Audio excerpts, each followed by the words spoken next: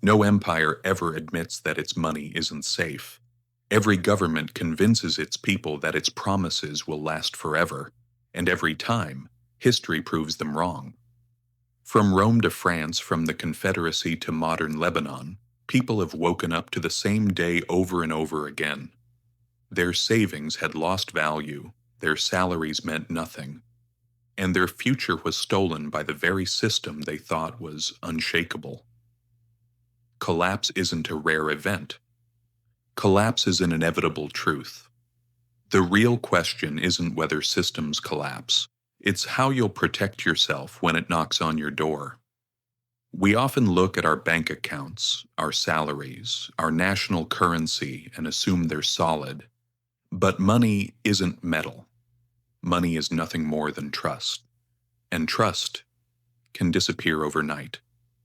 That's why history, though harsh, always comes with lessons. Every collapse leaves behind clues, patterns, warnings, reminders.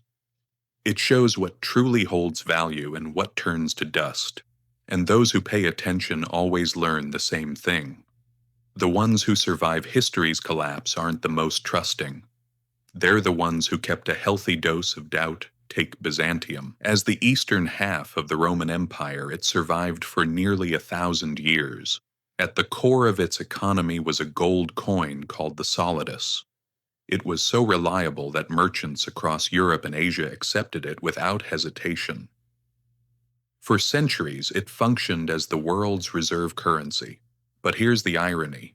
Rome had already fallen because it failed to protect the purity of its silver denarius.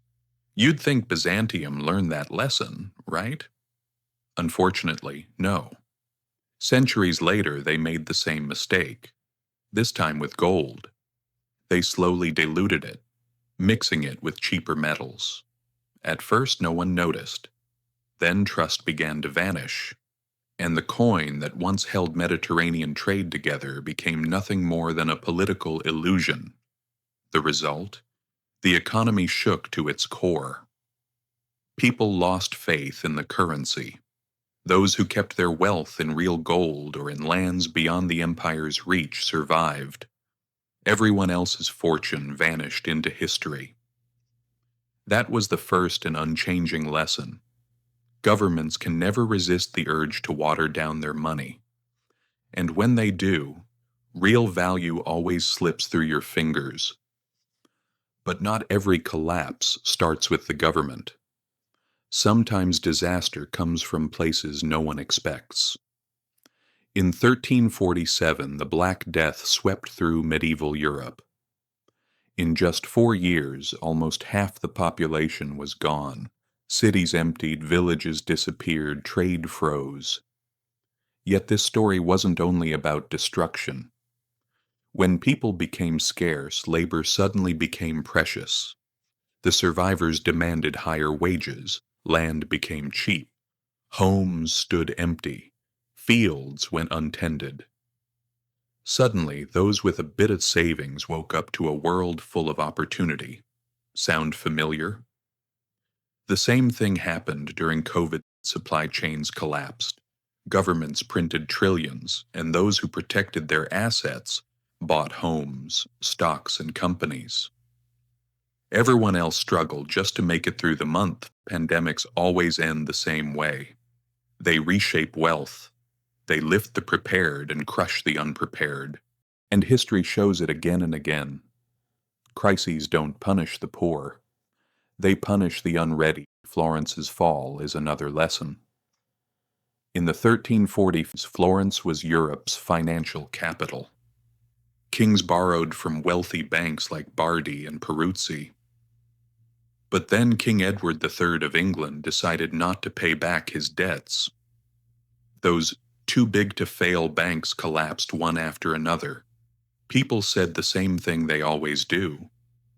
How could an institution that big fail? But it did. Just like Lehman Brothers in 2008. Just like Lebanon's banks in 2019. And once again, people learned the hard way.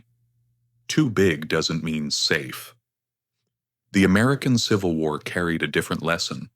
The North printed greenbacks. The South printed graybacks on paper. Both seemed heroic. In reality, they brought only inflation.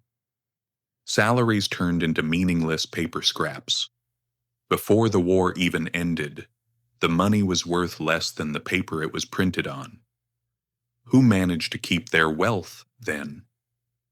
Those who held on to their gold, their land, their ability to produce food, those who clung to real value. France couldn't escape the same fate.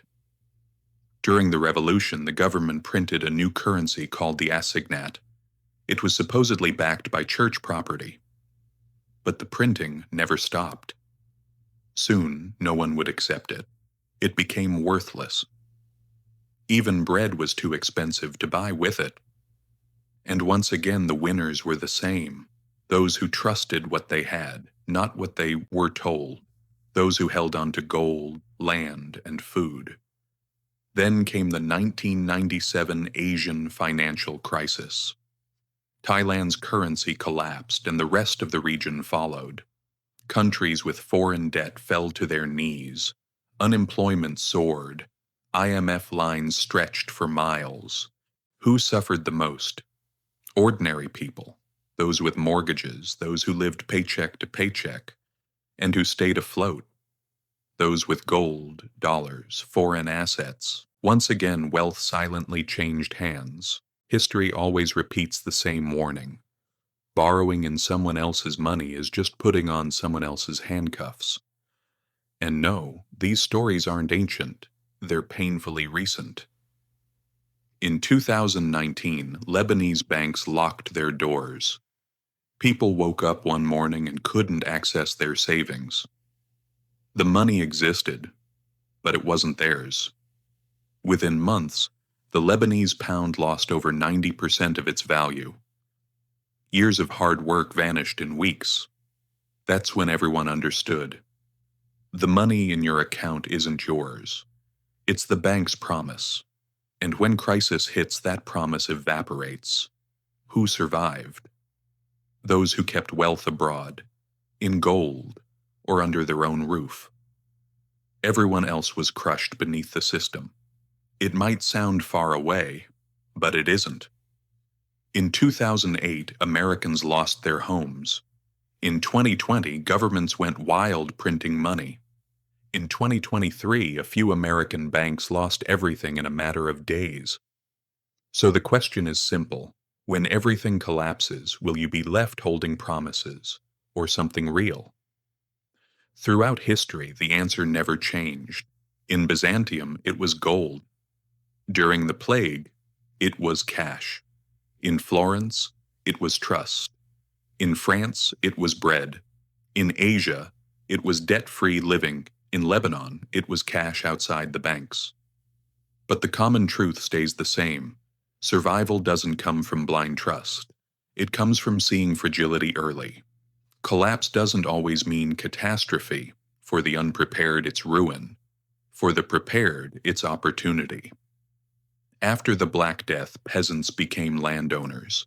After 2008, those who held cash became homeowners. Because history doesn't just teach how to survive. It teaches where to stand. But remember, wealth isn't just about what you own. It's about what you can do with it. The baker who can make bread, the craftsman who can fix things, the farmer who can grow food, the trader who can connect people. They didn't just survive, they thrived. Because in every crisis, money loses its meaning. But production never does. People always need to eat, live, and create. And those who can provide that never stay poor. That's what real wealth protection looks like. Not blind faith in institutions, but trust in real assets, real skills, and real awareness. Every crisis is a transfer from the trusting to the prepared, from paper to reality, from the passive to the productive. History has proven it again and again.